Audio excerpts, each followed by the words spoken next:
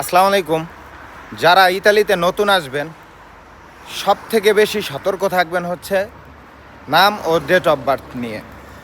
এই দুইটা যদি ভুল হয়, যে কোনো একটা ওয়ার্ড যদি ভুল হয়, তাহলে আপনার ভুলে ভুলে ইতালিতে থাকতে হবে।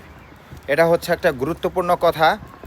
আর আপনি যখন একটা ওয়ার্ডই ভুল হবে, আপনার কদিসি ফেসকালে ও ব্যাংক কার্ড, রেসিডেন্স কার্তাদিনতা, তারপরে হচ্ছে সব কিছুই ভুল হবে আপনার। আর যখন আপনার মেন কমিশনে সব কিছু সমাধান করবেন, তখন সমাধান হওয়ার পরে পাসপোর্ট অনুযায়ী সমাধান হওয়ার পরে আপনার দেখা যায় সবগুলা বাদ হয়ে যাবে। আপনার কদিসি যে ট্যাক্স নাম্বার, এই ট্যাক্স নাম্বারগুলো বাদ হয়ে যাবে।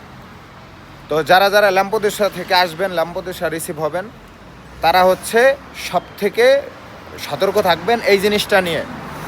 আপনার ওরা যখন পাসপোর্ট দিবেন বা পাসপোর্টের ফটোকপি দিবেন, তখন হচ্ছে চেক করবেন যে আমার যে নামটা দেখি ঠিক আছে। কেননা ইচ্ছা করে মাঝে মাঝে ভুল হইয়া যায়, ঠিক আছে। হ্যাঁ, তো এখন আপনার দেখা যায় যদি ভুল হয়, তাহলে আপনার সম্পূর্ণ ডকুমেন্টস ভুল হবে। তো এইগুলা সতর্ক থাকবেন। আর সতর্ক থাকলে ইনশাল্লাহ কোনো কিছুতে আপনি আটকাবেন না, ঠিক আছে। আর যাই হোক, ভালো থাকবেন, সুস্থ থাকবেন, দোয়া করবেন আমাদেরকে। খোদা হাফেজ।